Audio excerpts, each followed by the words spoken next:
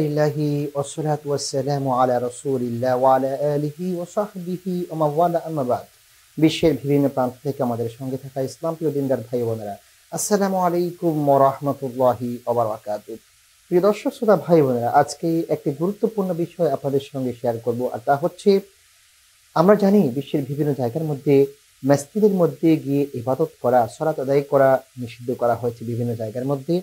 বর্তমান এই পরিবেশের কারণে যে পরিস্থিতি তৈরি হয়েছে করোনা ভাইরাসের কারণে, এই করোনা ভাইরাসের কারণে মধ্যপ্রাচ্য সহ বিশ্বের অনেক জায়গার মধ্যেই মসজিদের মধ্যে গিয়ে সালাত আদায় করা নিষেধ করা হয়েছে। আমরা জানি কুয়েতের ক্ষেত্রে, সেক্ষেত্রেও আজান হচ্ছে, আজানের ধ্বনি আসছে, আজানের ধ্বনি আসার পর সে মসজিদের মধ্যে লোকেরা গিয়ে সালাত আদায় করে না। কারণ যে আজান হচ্ছে, যিনি আজান দিচ্ছেন মুয়াজ্জিন, তিনি আজানের শেষাংশে হাইয়া আলাস সালাহ হাইয়া আলাল ফালাহ না বলে তিনি শুধুমাত্র বলছেন সল্লু ফি রিহালিকুম, সল্লু ফি বুয়ুতিকুম, তোমরা তোমাদের ঘরে সালাত আদায় করে নাও। আজানের মূল আহ্বান হচ্ছে মানুষদেরকে কল্যাণের দিকে আহ্বান করা, মানুষদেরকে সালাতের দিকে আহ্বান করা। আর এই জন্যই মুয়াজ্জিন বলে থাকে হাইয়া আলাস সালাহ, তোমরা সালাতের দিকে আসো, তোমরা কল্যাণের দিকে আসো। কিন্তু দুঃখজনক হলেও সত্য, আজকে মুয়াজ্জিন এই দুটি শব্দ বাদ দিয়ে নতুন একটি শব্দ যোগ করেছেন, সল্লু ফি বুয়ুতিকুম, তোমরা তোমাদের ঘরের মধ্যে সালাত আদায় করে নাও। সল্লু ফি রিহালিকুম, তোমরা তোমাদের বাহনের মধ্যে, তোমাদের নিজ নিজ জায়গার মধ্যে তোমরা সালাত আদায় করে নাও।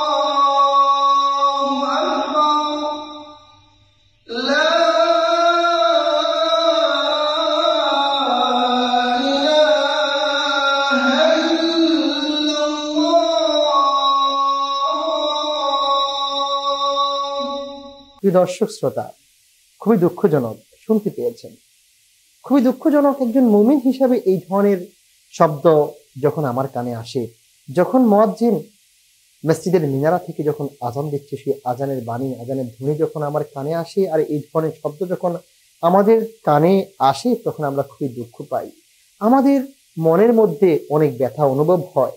এক্ষেত্রে যদি আমরা হাদিসের দিকে তাকাই, তাহলে আমরা দেখতে পাবো সহিহ বুখারীর 666 এবং সহিহ মুসলিমের 697 নম্বর হাদিস, নাফে রাদিয়াল্লাহু তাআলা আনহু রাহিমাহুল্লাহু তাআলা হাদিসটি বর্ণনা করেছেন। ইবনে উমর রাদিয়াল্লাহু তাআলা আনহু তিনি একবার আজান দিলেন, তিনি আজান দিয়েছেন কোন এক ঠান্ডার রাত্রিতে, এবং আজানের সময় তিনি শেষাংশে বলতে শুরু করলেন সল্লু ফি রিহালিকুম, তোমরা তোমাদের জায়গার মধ্যে, তোমাদের বাহনের মধ্যে, তোমাদের নিজ নিজ জায়গার মধ্যে তোমরা সালাত আদায় করো।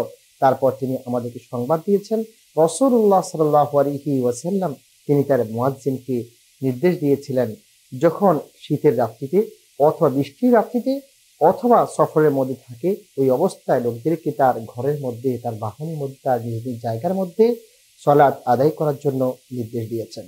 এছাড়া সহিহ বুখারী 668, সহিহ মুসলিমের 699 নম্বর হাদিস, আব্দুল্লাহ ইবনে আব্বাস রাদিয়াল্লাহু তাআলা আনহু কোন এক বৃষ্টির রাত্রিতে তার মুয়াজ্জিনকে নির্দেশ দিয়েছিলেন, তুমি আজানের শেষাংশে হাইয়া আলাস সালাহ এবং হাইয়া আলাল ফালাহ এর পরিবর্তে এই জায়গার মধ্যে তুমি বলবে সল্লু ফি বুয়ুতিকুম, তোমরা তোমাদের ঘরের মধ্যে সালাত আদায় করে নাও।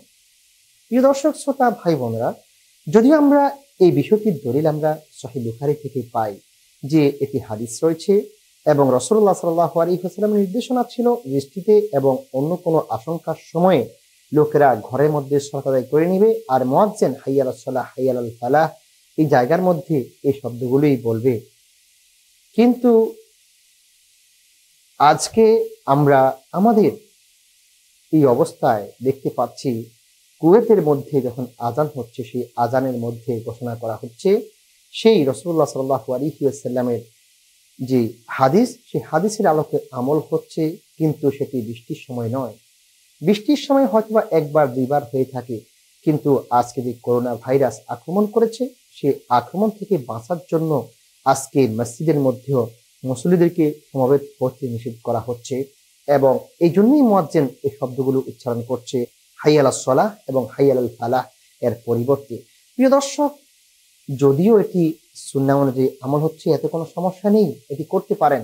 যদি কোনো সম্প্রদায়ের নিকটে মহামারী আসে, কোনো বিপর্যয় আসে, কোনো বিপদের সম্মুখীন হয়, অথবা বৃষ্টি বা এই ধরনের কোনো সমস্যা দেখা যায়, তাহলে তারা ঘরের মধ্যে সালাত আদায় করতে পারেন। কিন্তু আমরা যারা মুমিন রয়েছি, আমাদের মন কিন্তু এটিতে পরিপূর্ণ হয় না। আমাদের মন কাঁদছে, আল্লাহ তাআলা কেন আমাদের উপরে এই করোনা ভাইরাস দিয়েছেন, যে করোনা ভাইরাসের কারণে একজন মুমিন মসজিদে গিয়ে আল্লাহ সুবহানাহু ওয়া তাআলার সালাত আদায় করতে পারেন না, যে মুয়াজ্জিন আযানের সময় হাইয়া আলাস সালাহ হাইয়া আলাল ফালাহ উচ্চারণ করতে না পারায় তিনি কান্নাজড়িত কণ্ঠে তার আযানকে সমাপ্ত করতে হচ্ছে। প্রিয় দর্শক, এটি আমাদের হৃদয়কে নাড়া দেয়। আল্লাহ সুবহানাহু ওয়া তাআলার ধর্ম হচ্ছে, যখনই কোনো সম্প্রদায়ের নিকটে তার নিয়ম বিরোধী কাজ বেড়ে যায়, অশ্লীলতা, বেহায়াপনা, বিপর্যয় যখন বেড়ে যায়, তখনই আল্লাহ সুবহানাহু ওয়া তাআলা এই ধরনের বিপর্যয়গুলো দিয়ে তাদেরকে পরীক্ষা করেন এবং তাদের মাথার মধ্যে আঘাত করেন, তাদের ব্রেনের মধ্যে আঘাত করেন, যে তোমরা এই দুনিয়ার মধ্যে আনন্দ উৎফুল্ল করছো, আল্লাহ তাআলাকে ভুলে যাচ্ছ, আর আল্লাহ তাআলা তোমাদেরকে বিপর্যয় দিয়েছেন লাআল্লাহুম ইয়ারজিউন, যাতে করে তারা ফিরে আসতে পারে।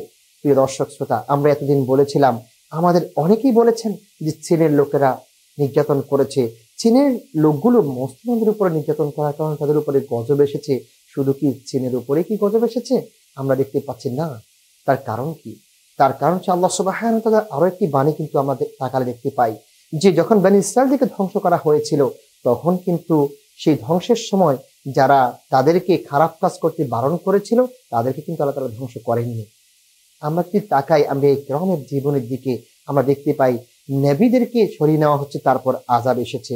তার মানে হচ্ছে, যিনি ভালো কাজের নির্দেশ দিতেন, অশ্লীল কাজ থেকে মানুষদেরকে বিরত থাকার জন্য নির্দেশ দিয়েছেন, তাদেরকে কিন্তু ধ্বংস করা হয়নি।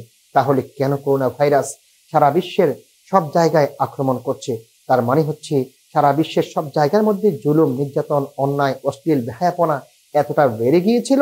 এই বেড়ে যাওয়ার পরেও কিন্তু কোনো মুসলমান, কোনো মানুষ এই দায়িত্ব গ্রহণ করেনি এবং তাদেরকে খারাপ কাজ থেকে বিরত রাখার চেষ্টা করেনি। আল্লাহ তাআলা আযাব হিসাবে এই করোনাকে পাঠিয়েছেন। আমাদের এক নাম্বার প্রথম কাজ হচ্ছে তওবা করা, তওবা করা, তওবা করা। তওবা ব্যতি রেখে কোনো মানুষ এই করোনা থেকে বাঁচতে পারে না। আল্লাহ তাআলার এই আযাব আরো বৃদ্ধি পাবে, এই গজব আরো শক্তিশালী আকার ধারণ করে মানুষদেরকে আক্রমণ করবে, যদি মানুষ তওবা না করে, যদি তারা তওবা করে ফিরে না আসে। এই জন্য আমরা মুমিন মুসলমান হিসেবে অবশ্যই আমাদের খেয়াল রাখতে হবে, আমাদেরকে চিন্তা করতে হবে, আমরা যে অপরাধ করেছি, আমরা যে অন্যায় করেছি, আমাদেরকে আজকে তওবা করা দরকার আল্লাহ সুবহানাহু ওয়া তাআলার কাছে, এবং সামনের দিনগুলোতে যাতে করে আমরা এই ধরনের অন্যায় জড়িয়ে না পড়ি, সেক্ষেত্রে আল্লাহ তাআলাকে আমাদেরকে প্রতিশ্রুতি দিতে হবে। এবং এর সঙ্গে যে সমস্ত দোয়াগুলো রয়েছে রাসূলুল্লাহ সাল্লাল্লাহু আলাইহি ওয়াসাল্লাম শিখিয়েছেন, সেই দোয়াগুলো আমরা পড়তে পারি। রাসূলুল্লাহ সাল্লাল্লাহু আলাইহি ওয়াসাল্লামের দোয়াসমূহের অন্যতম একটি দোয়া হচ্ছে বিসমিল্লাহিল্লাযী লা ইয়াদুররু মা ইসমিহি শাইউন ফিল আরদি ওয়ালা ফিস সামা ওয়া হুয়াস সামিউল আলিম। তার অন্যতম আরেকটি দোয়া হচ্ছে আল্লাহুম্মা ইন্নী আউযু বিকা মিনাল বারাসি ওয়াল জুনুনি ওয়াল জুযামি ওয়া মিন সাইয়্যিল আসকাম। আরেকটি দোয়া হচ্ছে আউযু বিকালিমাতিল্লাহিত তাম্মা মিন শাররি মা খালাক।